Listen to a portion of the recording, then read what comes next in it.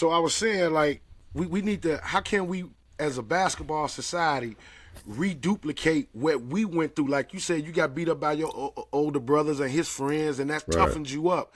And I was going to ask you, Right. where did that competitive fiber come from? For you to think that you can play at University of Arkansas. So I Right. think that's what's missing, and Will too. Will got beat up in Cabrini Green, so when he played against guys his age, he palming the ball, taking off like Michael Jordan, treating us like we in eighth, like we in sixth grade, but we in the same grade as him.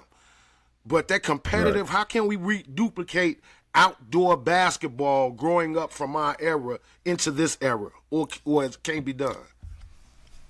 Well, I think it could be done. I think it'll definitely be a process for it to happen. But I think one of the biggest things to me, anyway, is how, you remember back when we played AAU basketball, there was a certain amount of teams that would qualify for nationals. So you had to be in the top two.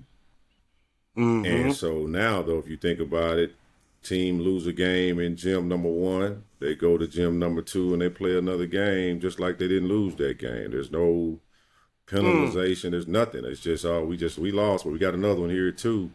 And I feel like the requirements on competition should change because now everybody expects to win, even if they lose. You got a team that's losing that's expected to get a trophy. You got a team that's losing expected to get notarized. Like you got players that are being ranked. Just think about it. Back when we were seeing ranked players, yeah.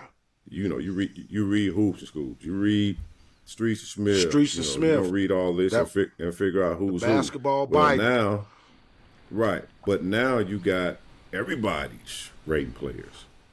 Yeah. And so you got guys that are living in, I'm going to say Texas. They're rating all the kids in Texas and saying these are the best players in the country. But they haven't gone to Illinois. They haven't gone to Indiana. They haven't gone. I use myself as an example. I'll never forget this. Back when I was coming out of high school, we used to play an event, and Bob Givens hosted the event. It was at Davidson College. I don't remember the exact name, but it was at Davidson College. It was every, March. It was like the kickoff to AAU. And, you see Boo Williams and all these guys. I'll never forget, we took our team up there, and, I'd never gone to North Carolina to play. I'd never been out of the state to play like that, Right. So we get there. We go in this gym, and it's like, oh, that's Allen Iverson. Oh, that's Joe Smith. I'm like, really? I'm looking in the book, like, man, that is him. I'm like, okay. But they not knowing. I'm plotting though. I'm like, man, if this supposed to be the dude, like, I want to see. He got to show me. So I wound up playing well enough to where Bob Givens was getting ready, I said. It didn't happen. Was getting ready to rank me in the top 50. And I'm unseen. Haven't even been seen. Damn. Top 50. So I'm top 50. That lasts all the way up until the summer. And then when fall starts, Bob Givens is not getting on a plane and flying to Ruston, Louisiana to watch Scotty Thurman play in high school. Not when he can go to L.A., not when he can go to New York and see 12 Scotty Thurmans, possibly because of the population difference. Right. And so, but I'm dropping down the polls and still hadn't really been evaluated anymore. And I think there's a lot of that going on where there's certain people that are doing certain favors, rate this kid here, rate this kid there. And I'm a believer, okay, that kid rated number one. Well, on this particular day, if number 25 dominates one on that day, because we all know it can happen, does that make 25 one? Does he just jump past everybody else and go one?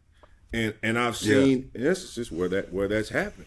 I remember in 2019 or 17, I saw Zion Williamson for the first time. And at the time I'm looking, they was like, he's rated number 84 in the country. And I'm looking at his class, I'm looking at his size, and I'm thinking, where are 83 other dudes at that's better than this kid at this age? Are 5 of them just in this gym right here now alone? Can I see? Are they there? Like, no. I would love to visit them. I'd love to see them.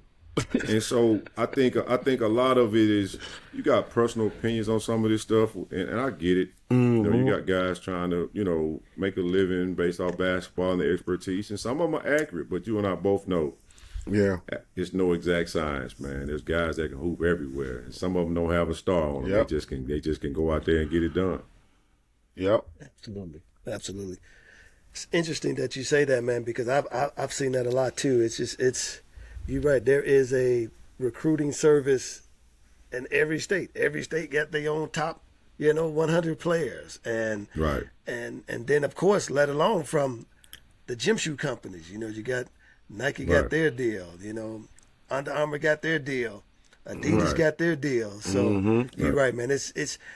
But with that being said, then are we seeing an increase of athletic talent on the high major levels, or are we seeing a decrease of talent?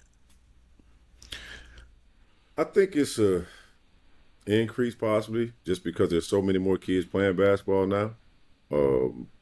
I think there are a lot more levels because you think about, back when we were coming out of high school, I think the prep school that you would hear about would be Oak Hill, and I think there was one called MCI, like Maine Central or something like that. Mm-hmm. But you didn't have prep schools throughout, so that's a whole different population of kid now.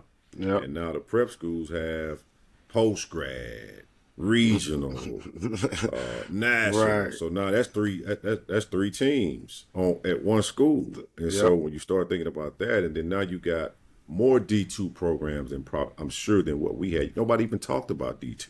It was coming out. Yeah. Now you got a D2 school D2 schools. You got more NAIA schools. So I feel like the population of talent has increased, but I also feel like the process of elimination is not what it needs to be because you still got some guys just playing, especially with the transfer portal now, a lot of guys being recycled. Mm-hmm. So you got a lot of hoopers that's out here that's good enough to be scholarship guys, but because they get caught up in transferring when they probably should have stayed where they were or whatever the case may be, lose out on the deal. So the numbers have gone up, but then I think there's still some being left by the wayside just due to the fact of how it's set up now with this transfer portal. Yeah. I know some dudes names just sitting in there, like getting overlooked like a mother. Like ain't nobody paying attention to you. It's great. Hey, and think about high school kids. Like I got 3 high school kids right now that are good enough to go play D2, low D1. But they don't want to go. Anybody on the phone to get. Well, that's part of it too. Prideful. As far as not thinking I'm D1. I'm better than that. Yeah, I'm better than that.